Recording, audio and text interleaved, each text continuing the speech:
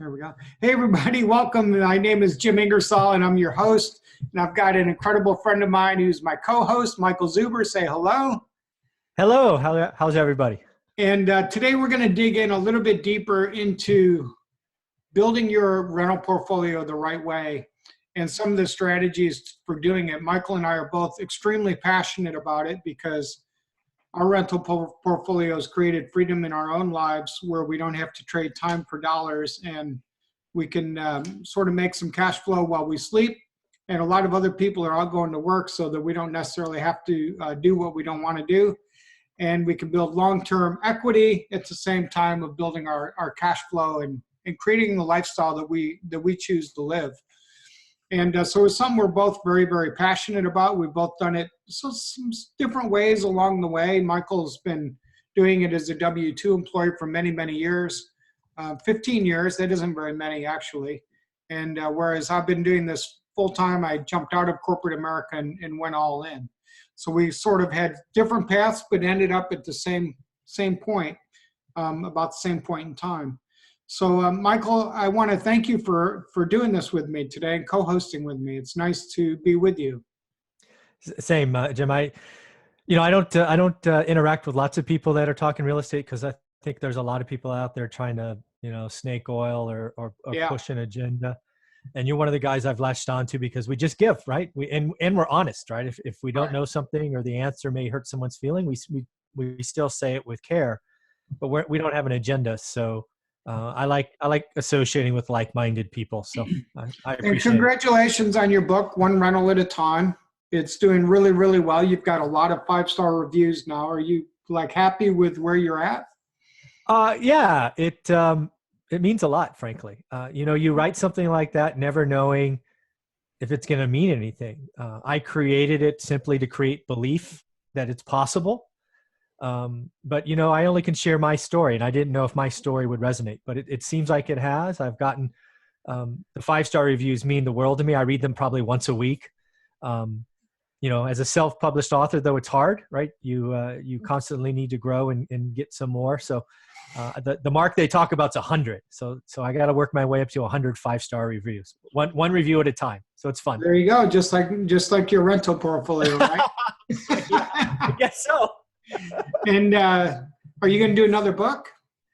I am playing with one right now, but I'm on the mindset. Let's get this one going. I actually may take a trip in the summer and write the next draft. We'll see. Awesome. And I've written two. Both of mine are on Amazon, but they are really old now. And one of them just this week, I think it was my latest book, was launched this week in 2011.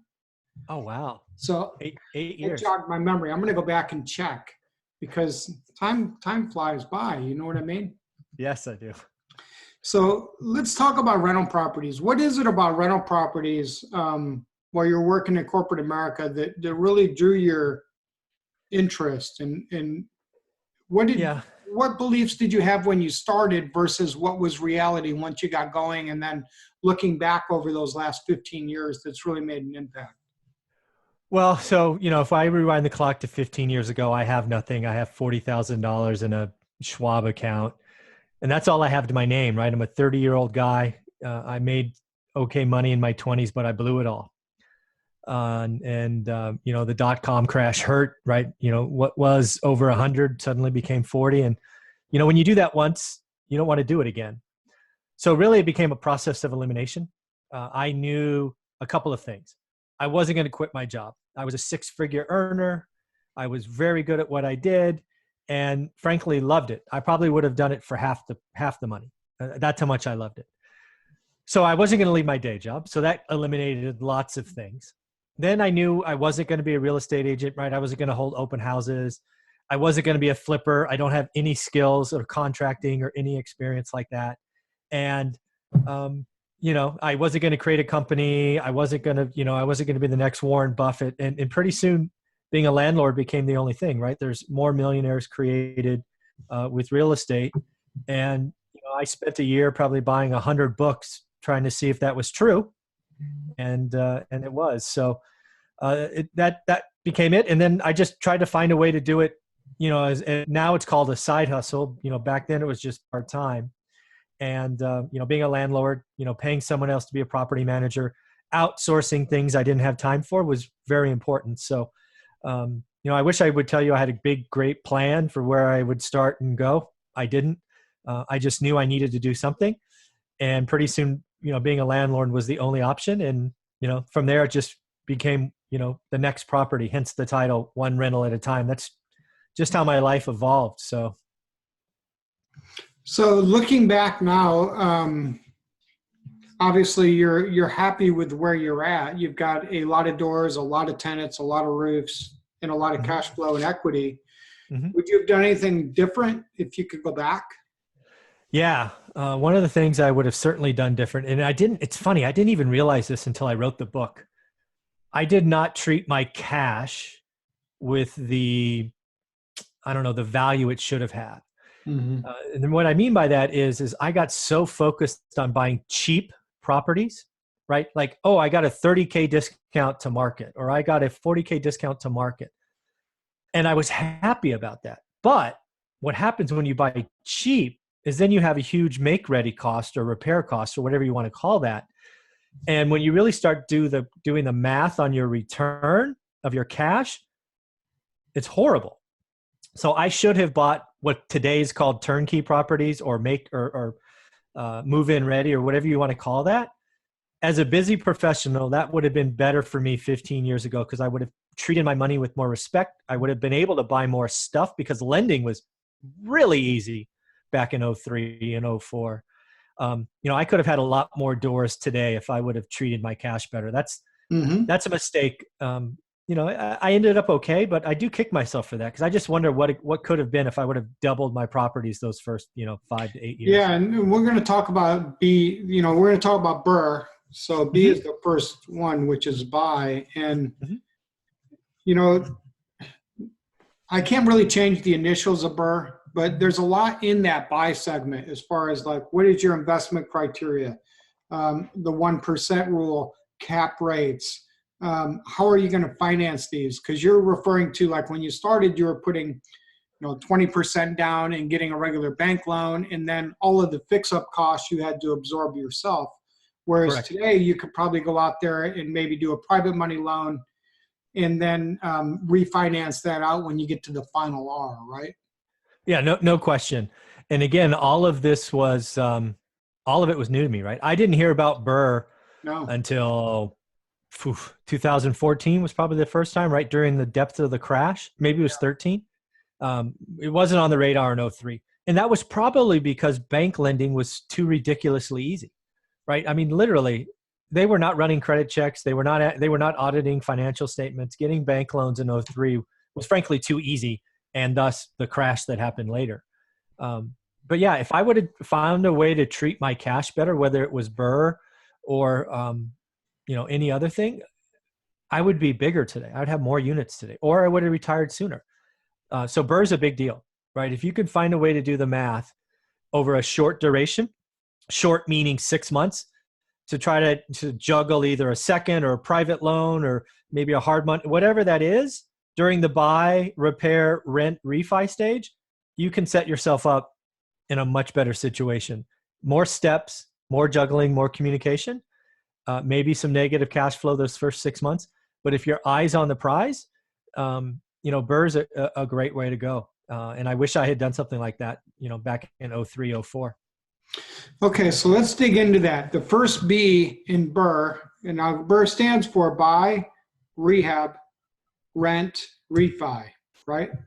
But like we were saying earlier, there's a lot in each of those modules that you need to really think through a little bit and try to get as many of them right as you can. So let's dig into buy. Yep. If you're going to go out and buy property today, let's talk about the investment criteria, because it's different where you're at in California than where I'm at in Richmond, Virginia, first of all. You've got some more difficult choices and challenges along your path than I do. I can go to my local city very easily and buy stuff that cash flows and build equity probably slower than yours, but it's all a lot easier and it's closer by. You had Yeah. to figure out like where does it make sense to build that portfolio for you? And you ended up in Fresno. I did. Yeah. 2.5 hours away. It's, anytime I decide to go there to look at a piece of real estate, whether it was back in '03 or today, it's still a 5-hour commitment before I see one property. Right. So, over time I've built teams and bird dogs and, different people that will go and walk through for me. But, I'm a control freak. I value my money. So I will never I may sign a contract before I see it, but I won't close before I see a deal. So, I buy a lot of property. So I'm in Fresno 4 times a month, if not 6, looking at stuff. So, today it's a lot easier, right? Because every day's Saturday. But, Yeah. when I had a full-time job, it was kind of tough, right? 5 days on the road, get off an airplane at midnight on Friday, and you're in the car at 4 a.m. on Saturday. It's just what I had to do. But yeah, I had to find a market that made sense. And that was Fresno for me. Okay. So let's talk about your investment criteria. And one of the questions we received, by the way, is the 1% rule a real thing, or is it just like a myth that doesn't matter? And we can both give our take on that in a second here, if that's Sure. okay. But Of course. for those of you guys that don't know what the 1% rule, it means basically if you're all in at an investment, if you're going to buy a house for 75 and it needs 25 and you're all in around 100, then that house should rent for a minimum of $1,000 a month. And if you do that, then my take is you're going to be in the right ballpark, but there's more to it than just that also, because taxes and insurance and stuff varies depending where you're at in the country. And interest rates go up, they go down. So for me, that's like a decent starting point, the 1% rule. But one of the rentals that I'm re-renting today, I went back and looked how much the taxes were last year, and they were $480 a year. And I thought, my gosh, that is really cheap property taxes. I probably should look into that particular area and try to find some more like that. Because even for Virginia, that is super cheap, but it really helps your cash flow a lot. So what's your take on the 1% rule? So again, the 1% rule, I got to give it its props. First off, the 1% rule is how I started. Now, realize this was 2003. Yeah. I bought my first 6 or 8 properties, 100% on the 1% rule. I just didn't know any better. Do I think it's still real today? Yeah. Is it real in Fresno today? Not really. You'd have to find or create a deal. It can happen, but it's not as readily available. I do know people around the country that are getting it, and you're absolutely right. You got to be careful with taxes and insurance and things of that nature. I use 1% rule today as a general guide, right? If I get close to the 1% rule, it's usually a sign to dig in. But yeah, it's certainly real, and it served me really well in the beginning until I learned, to chase a different metric. But it served me really well in the beginning. So what are some of the other metrics that we need to be aware of when you're starting to dig down, and start to analyze deals or figure out the best place to invest? What are some of the other things besides the 1% rule that you like to look at? So if we're specifically asking that question under the BRRRR methodology or the BRRRR framework, it all starts with your exit. All of this, all BRRRR, everything, all the 5 steps or 4 steps, whatever it is, none of it matters unless you can get out at the exit correctly. So what do I mean by that? When you're getting out of the exit of BRRRR, at least as I understand, most people are like, I want to keep the property, but I want to refi out of expensive debt or get my cash back and then hold this asset long-term, right? That's the goal of BRRRR. So in order to do that, you better have your exit wired. Now, what I mean by that is you have to know what it's going to rent for, right? If you expect it to rent for $1,200, but it only rents for $950, BRRRR's broken, right? So you've got to be conservative on your exit. You also have to know what you expect the after repair value to be. If you expect the after repair value to be $150 and it comes in at $125, BRRRR broke, right? So BRRRR all starts with the buy, absolutely. But if you don't have that wire exit, you're not going to be happy because you're going to, best case, get less cash out because you're trying to refi out, pay off expensive debt with cheap bank debt. So I think a lot of people worry about upfront where they had also better worry about the exit, because if you get the exit wrong, you may not get your cash back and be able to do that final R, which is repeat. So that's where I think a lot of people miss, is the exit is actually the most important, because that's where you get to recoup your capital. You get to keep a cash flowing asset and keep moving forward. So kind of start with like the end in mind, right? Invest with like, you got to know what that exit strategy is. And you're right. If you're going to go to a refi, which is the last step, you've got to know what the criteria for getting that bank loan is at the end. And so I hate starting like BRRRR with the end, but you're right. It does. You need to know that. So there's a couple ways to get to that final refi. You could, if you're W-2, then you've got the gravy train, because you can just go like conventional financing on your first 4. Right?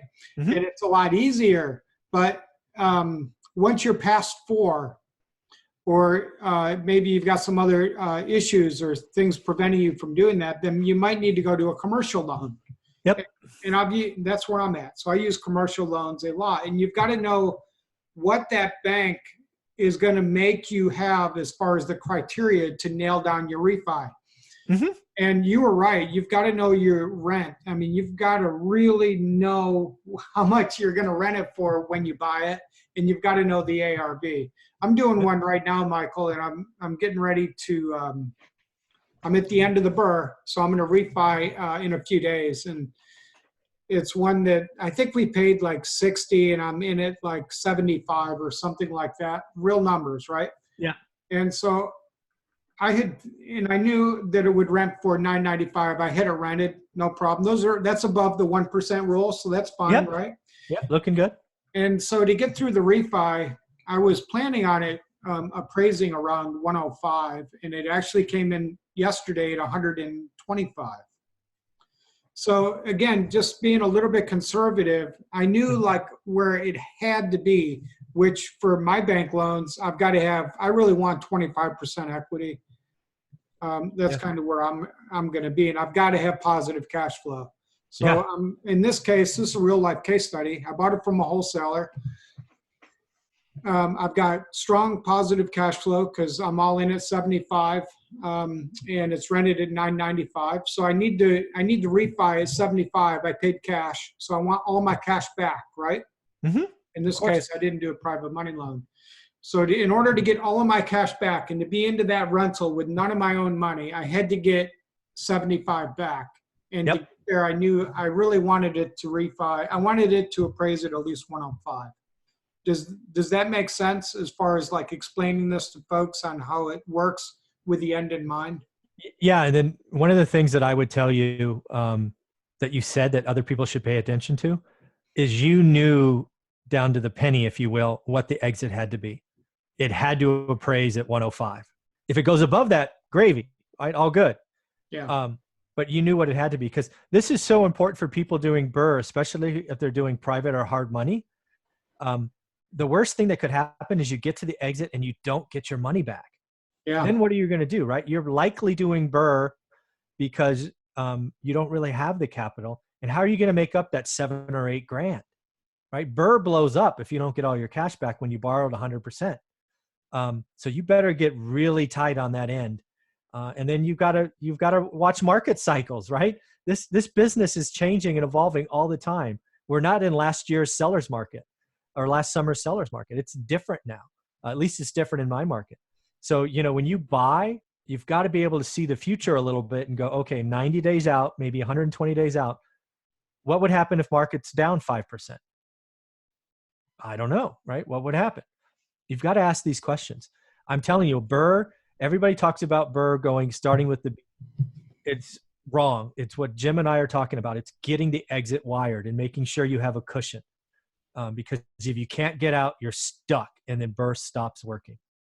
So start with the end in mind, know what that rent's going to be. And then that actually plays into the next R, which is rehab, because you've got to rehab house enough to hit your exit point. So when I was all in at 75, I had to know that I added enough value to that house to get it to appraise high enough for me. Mm-hmm. And I'm a little, neither of us are slumlords. I realize that, I love the way you say they have a special place in hell. So that's good. They do. Oh my gosh. But my goal and my niche is like nicer rentals where I can get above market rent and so on. So we'll like put granite into a kitchen and things like that, so that I can add enough value and get that end in mind as well. Okay, so that is where you start, which I love. Let's talk a little bit more about what areas are good areas to invest in. Before we hit record, we were talking to Stephen Martin, and Stephen was saying, like, he's taken some in off areas that he doesn't like as well as other areas. There's working class neighborhoods, there's good schools to consider, there's gentrifying locations. What's your take on finding the sweet spot in any market across America? Yeah, I'll answer that. And Jim, can you mute some of the other lines that have joined us? Working on it. Thank you, buddy. So what I try to do is I try to invest in markets that serve the broadest areas. So that, typically speaking, is your 3-bedroom, 2-bath, 2-car garage, single story, bread and butter, right? If you think about the monopoly board, I don't invest in Park Place and Boardwalk, right? Typically speaking, those are not great rentals.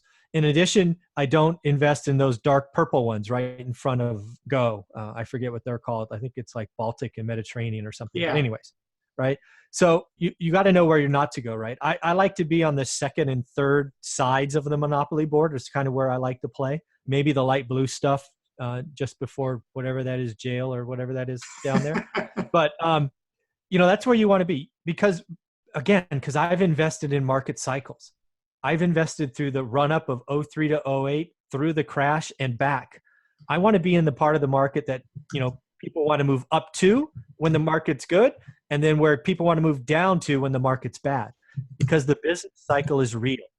It does happen. Yes, I know we have sub 4% unemployment. I'm sorry. It won't be there forever.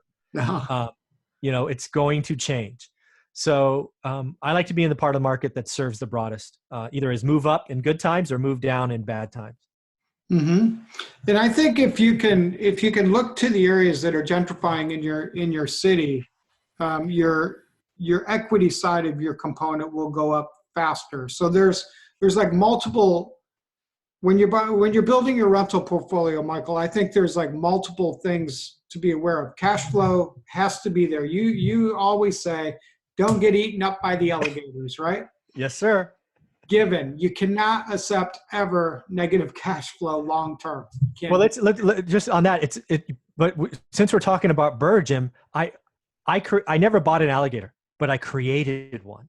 Yeah. When I did my cash out refi once, I created an alligator. So if you do BRRRR right, and let's just use your real world example, right? Yeah. You're getting $995, right? But it appraised for 20 grand more than you needed. You could, in theory, take out more cash and create your own darn alligator. Don't do that.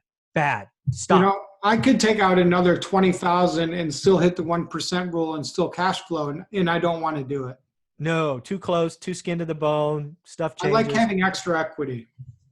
Agreed. Be safe. There's sometimes where you need it later. And it's also, my goal long-term is free and clear.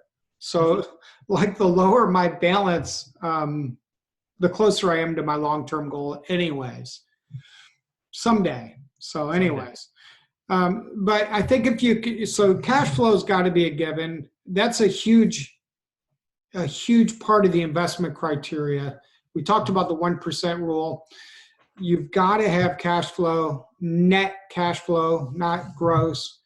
Mm-hmm. And then the next one is equity. So how do you figure out where to buy houses where you can add value so you get instant equity, but then that long-term equity as well? What are some things you've enjoyed watching?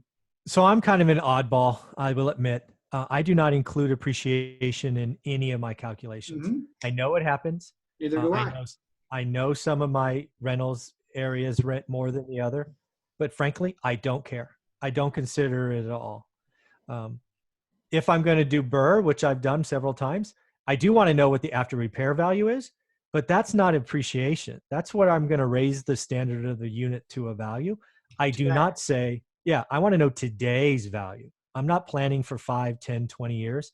It is absolutely not part of my calculation. Now, what I have done, because again, you've got to attack this business, especially if you're in it for a while. I recently have gone back and refinanced some of my multifamilies, my duplexes, tris, and quads. Why?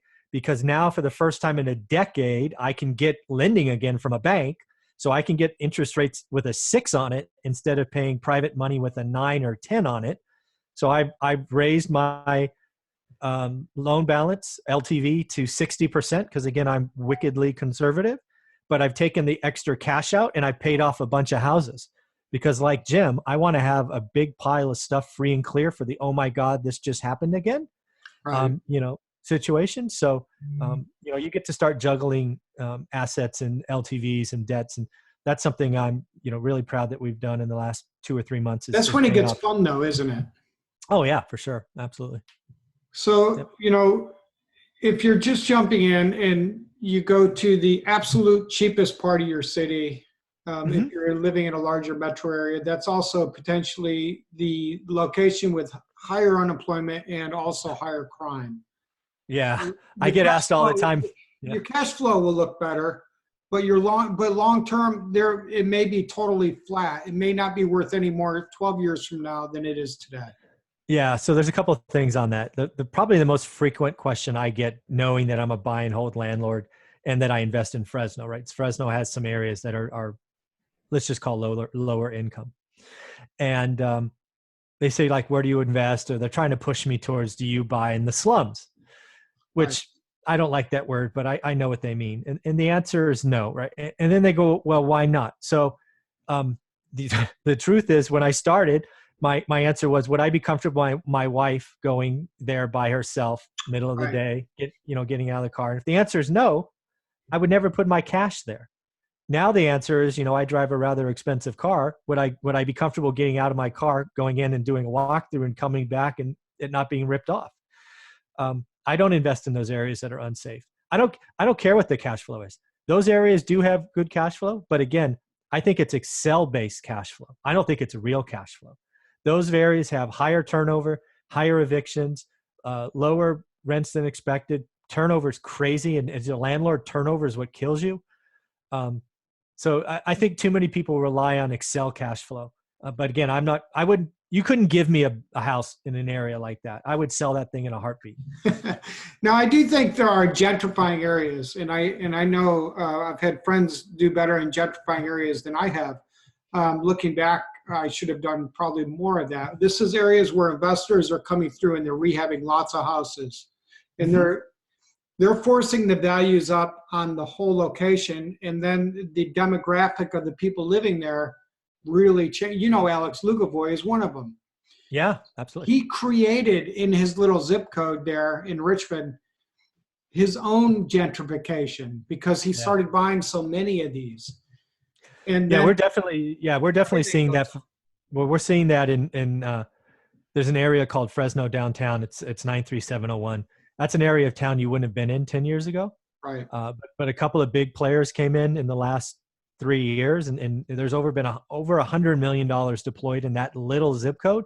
It's vastly different today. Goes up. If you could, it's night and day. Rents go up and values go up. Triple. Yeah. So looking back over the last 15 years that I've been doing this, I wish I had probably paid more attention to like where the economic developments are, where are the commercial developments, where's the infusion of capital going, where are all the dumpsters, and where I was flipping, I should have been holding. And because long term they all went up together. And so be aware of that. I encourage you guys to get involved in your local community, figure out like where the developments are at, who's coming in, who the big employers are, what's going on. Like if the Amazon headquarters is coming to your area, you might want to pay attention. Even if there's a Starbucks coming to your area and you can get within a quarter mile of the Starbucks, you might want to pay attention and watch where the other investors are buying and flipping and rehabbing and dumpsters. And don't count on that appreciation, but understand the dynamics of gentrification as well, because it'll move you forward a little faster with increased rents Hmm. and long-term values, I think. No question. So how important are working class neighborhoods, school districts, stuff like that for you? Well, working class neighborhoods are number one. I generally don't look For at me as school well. info. I mean, I do look for close to schools, absolutely. But do I invest because they're school number one or two in the area? No. Um, but yeah, schools are important as far as location or distance, right? Walking distance is awesome. I will definitely look for that because what's important for me is you may not get more rent, but what I have found is when you move a family in with young kids, they're going to stay longer. And that's what this game is being a landlord. If you can get somebody to stay for 10 years, you win. That's the game right there, right? No turnover for 10 years, you win. Game over. So that can be important. Yeah, I do too. I love long-term tenants that stay a long time, pay me on time, leave me alone, and allow me just to be a good property manager. It is pretty awesome. Hey, we had a question or two come in. Let's grab these real quick. Oops, there's my dog. The first one is for you. It says, is the proposed commuter train in Fresno still happening? So I think there's a couple answers to that. So for those that don't know, California has been looking at a high-speed train essentially connecting LA to San Francisco. That's been talked about for 20 years. They did approve some funds about 3 or 4 years ago to connect kind of the central part of that, like Fresno to the Bay Area. The new governor, Gavin Newsom, came in and basically shuttered the big project, which is everybody's reading as a headline is no, it's not happening. But if you read kind of the subtext, they're going to be breaking it up into different sections. So the short answer is I don't think the government knows if it's happening or not. I think they're still trying to figure it out. But at the end of the day, California eventually has to have a high-speed rail, right? The fact that other countries have it and the fact that you can't get from LA to San Francisco in under 6 or 8 or 12 hours unless you're on a plane is silly. So I think it happens. Does it happen in my lifetime? I don't know. But it's never boring to watch, I guess. Good question. Good question. You guys can type right into your chat boxes whatever's on your mind about rentals. So that's buy. But when you buy, you've also got to know how you're going to fund. So there's no F in BRRRR. But I think before you get so excited about doing rehab, you should pull out your financial calculator first, right? Pull out your financial calculator before you start ordering your dumpster, because you've got to know how you're going. If you want to buy with confidence and you want to shop by being a discount home buyer and finding off-market deals, you've really got to know how you're going to finance that property. If you've got cash, then it's super easy. Just stroke the check, wire the money, and you're done. If you're W-2 and you're going to get a conventional loan, then you need to understand how the terms of that loan work and what it takes to get it. Now, if you're going to, maybe you're going to use private money, then you've got to have some private money partners set up so that when you sign a contract with a realtor, a wholesaler, or direct to a seller, you know that you can close. So Michael, what is your take on over the years in building a rental portfolio on the front end purchase? What are some of the better ways you've seen people do it? So, I leveraged both hard and private money a lot during the collapse because there was just deals were everywhere. And I personally didn't have the capital that I have today. So I've used it extensively. The key in the beginning is even before you start to go get funding, right? You ask for either partners or investors or, whatever you want to call that, is I believe you have to build a track record. You have to become a source of valuable information, right? So like I spent, video wasn't a thing when I started, but I wrote blogs for a site that's now retired, basically talking about properties that I was finding. I never listed the address or anything because I was always afraid people would scoop them up and all of that. But I would write, 4-bedroom, 2-bath house on sale for 40 grand, ARV or repairs, I don't know, 20 grand, expected rent 1,100. And, I would go out and look for people to help, fund that. So I was always giving value away. And that track record, right? I ended up writing I think 50 deal reviews, and then private money started coming my way because people could see what I was doing. I would take pictures. And again, I was just, I didn't close most of those first 50 because I didn't have a lot of cash. I closed a couple on my own, but I would just keep talking about deals. And that got me access to capital. Now, when you have access to capital and people say, okay, I'm willing to lend you, you have to create a structure that works, not only works for you, but has to work for the lender, right? The bank side, the person. So for me, it was always about, okay, I need my purchase capital back, right? I have enough to fund a couple of flips or turns a month, but I need my purchase capital back because I want to do this over and over and over again, right? I was doing BRRRR before it was named. So what I would do is I would go, okay, Mr. and Mrs. Investor, if you gave me the purchase cost, which say is 50 grand, I'll pay you 10%. And back then, this is like 2010, they were earning less than 1% in a bank. So they were in first position. They went through escrow. They were named on insurance. They were the most secure thing they could. I would get my 50 grand back, and then I would do the 10 grand remodel with my cash flow from my other rentals. And then I would have an asset, right? I'd be paying them $433 a month. The rent's $1,100. I'm good to go. And I just did that over and over again. But again, it doesn't start with the deal. It starts with sharing first, giving freely. And then people start seeing what you're doing. They're validating what you're doing. And then pretty soon, I raised a couple of $1 million from 2010 to 12 because of that strategy. And I was able to and I think it's great. The more properties. people you help get what they want, you'll have everything that you want along the way. That's why you and I both believe in giving. And it's really true. But you've got to be able to show people what you do and have integrity and character along the way, and you will begin to attract everything that you need. You'll begin to attract deal flow. You'll begin to attract private capital, and that'll allow you to more quickly build out that rental portfolio once you've got those private money connections along the way. So we've covered in detail pretty good on the B. Your buying criteria, start with the end in mind, the 1% rule, cash flow, equity, and then understanding how you're going to get out of it at the end, and then how you're going to cover some short-term funding. So the way that my BRRRR generally works, I don't normally pay cash like the case study I gave a minute ago. Normally I'll borrow from somebody at like say 10% interest only for 6 months. And then I will go ahead, and that will be for the purchase price and the rehab cost, all my money. So my return is actually infinite because I keep my own money out of it. And then I create a really nice deal for somebody else at 10%, which is a double-digit return. And knowing the rule of 72, that money doubles every 7 years. For them, that's a strong return. And that allows me to go ahead and buy the asset, rehab it, rent it, and then get into permanent financing. So that is B in pretty good detail. The next one though, Michael, is R. Now, I rehab heavily, and I get burned out sometimes. And you mentioned like it's better to buy something that maybe needs a cosmetic upgrade or an easier rehab than a gut job rehab.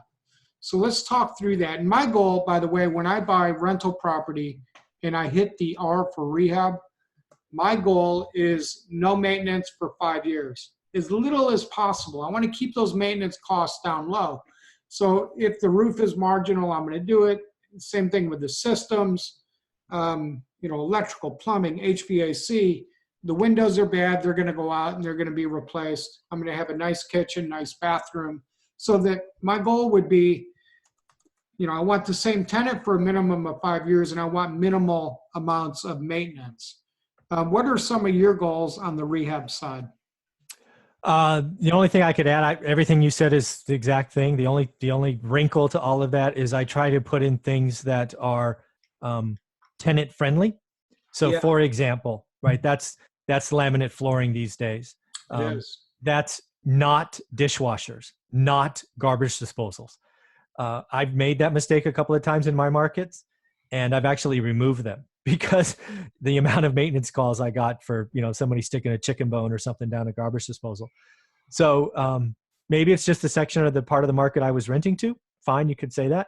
But sometimes you can over improve a property and think you're doing something nice for a tenant, but ends up coming back to bite you. So I mean, that's the only thing I would add. Other than that, So I don't do garbage disposals. I don't do ceiling fans either. I always feel like somebody's going to jump on the bed, grab it, and go around and around and around.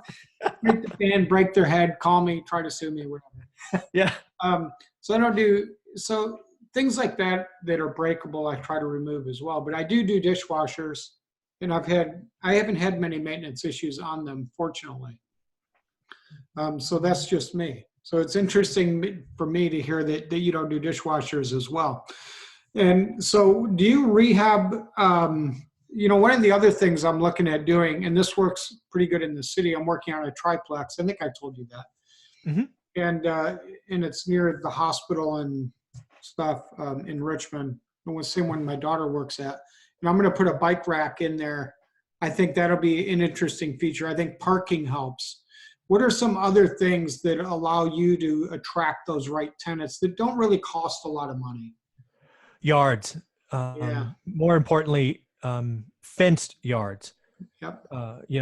Many times in my market, there are parts of town where fencing is not really a thing. Right? They're not fenced. They're just green lawns across. Tenants want to have dogs. Usually, we allow small dogs. But I have noticed that tenants rent faster when I added just a simple chain link fence to the front yards. And the backyards have to be secure. That's imperative. And then if I do a triplex, I look for ways to create unique yards. It doesn't always work depending on the layout, but the last several I've done, I've been able to create, this yard's for the front tenant, this yard's for the back tenant, and over here is for the middle tenant. Again, anything I can do to create separation and make it feel more like a house in a small multi, the more rent I get, and the longer they stay. Outdoor space is important. Oh, absolutely. Porches, decks, stuff like that. I think it's really important. Totally agree. And if you're in the city and you have off-street parking, I think that always helps. Also, if you have the ability to put in-unit laundry, I think helps as well. Do you? It depends on what it is. A house, absolutely. If I'm in a multifamily, I might look for an opportunity to create Coinoperated, right? Yeah. I get about $1,000 a month just in quarters in my market. It's not bad. So that's, any chance you get to make income, increase rents, do it. So $1,000 a month's enough that when I come to visit you, you can take some quarters and we go out to dinner. If you want to be paid with quarters, I got a couple of jars full of them. Sure, absolutely. That's awesome. And I really like that because there are different ways there's lots of ways you can create additional income even beyond rent. And so I think that's really key. Do you guys have any questions on rehabbing? I do think it's really important. I shared with you guys, my goal is 5 years, no maintenance. If I can have a tenant stay for 5 years and I have very little maintenance, then what does that do to my cash flow? Can you guys see how that would really help you a lot on your cash flow? It helps you avoid alligators. Maintenance is another form of alligators. And so are bad tenants, by the way. Right, Michael? Oh, yeah, no question. Yes. I would rather have a property vacant than a bad tenant. No question. Yeah, so would I. I agree with that. So that is rehab. And then what's the next R, Michael? That would be rent. All right, good. It's easy to rent nice houses, isn't it? Yeah. Yeah. When you fix up a property with the eye and with what Jim kind of highlighted, right? No repairs for 5 years, the granite, the laminate flooring, the new appliances, they're going to rent really fast, right? Secure yards, all of that. And in my experience says they're going to rent faster and probably 10% more than quote unquote market for that configuration, right? For example, if it's a 3-bedroom, 2-bath, 2-car garage in my market, just average condition, you're going to get 1,100, maybe 1,150. I just rented a version of that for $1,325, right? Which is great because that extra $175 was that's all cash flow because I did my budgeting on the base number, right, of 1,150. So when you do the right things in this business, it often comes back to you in surprising ways and surprising frequencies. So I find it really easy to rent. I just had a tenant move out, so I'm renting a property today, actually. It's one of the reasons my phone's going crazy. We do our own management. You have a property manager, so Oh yeah, you couldn't pay me to do my own management. yeah. No chance. I use a manager on a couple things. By the way, that's a question we got to take from somebody. But I find it really easy to rent property. I find really good pictures helps. Good marketing always helps. Marketing's the key and the core of all things in real estate, anyways. So I use an app called Rently, and then I use a management system called Buildium, and then that will syndicate the property out to Zillow and everywhere else. And then the other really big place to find tenants I find these days is right on Facebook. So if you do that, you're going to get inundated with many, many, many people who want to see your property. And then it just becomes a screening process to go from like this many down to like, who is the one person that meets my goal for income, credit, criminal background. And then you got to get that person in. Yeah. With the goal of them staying a long time, paying me rent on time. So it's just like we're both in corporate America. I had a lot of employees. They all had a job description. So for me, I've got like a job description of mine for my tenants. You know, pay me on time, take good care of the asset, and get along with the neighbors and leave me alone. So that's sort of mine. But you know, I know that you're using a property manager, and one of the questions that came in, by the way, was what questions should you ask of a property manager? Because it's hard to find, and you know this to be true because I know your story, it's hard to find a really great property manager. Do you have any tips on that? I know you do. Yeah. So tip number one is I would only entertain a property management firm where the principal, meaning owner, is a real estate investor. Half of my bad experiences have come from property managers where their daytime job was being a real estate agent or a broker or something else. Basically, property management was a side business for them that they used as lead generation for something else. And, you know, when the market changes, you know, that becomes very obvious, right? I'll never do that again, right? Only work with property managers where the owner owns real estate. And I don't mean owns his house in like one rental. I mean, got a decent portfolio, right? 20, 30, 40 units. If they're in property management, I want to know they got into it because, they were running a decent portfolio. So that's the big one for me. And then the other thing is once you've sort of found that person is I wanted to ask two questions. One is, how do you go about finding quality tenants? And that it's always the same process, right? How do they market? How they qualify? Credit checks, background checks, rental references, all that stuff. But I want to hear that. And then second, I want to ask them, how do you go about keeping great tenants? Because that's what I want, right? Mm-hmm. Everybody's going to do the upfront process, or they know the answers. It's like an idiot test. But when I ask about what do you do to keep the good ones, most of them give me a blank stare.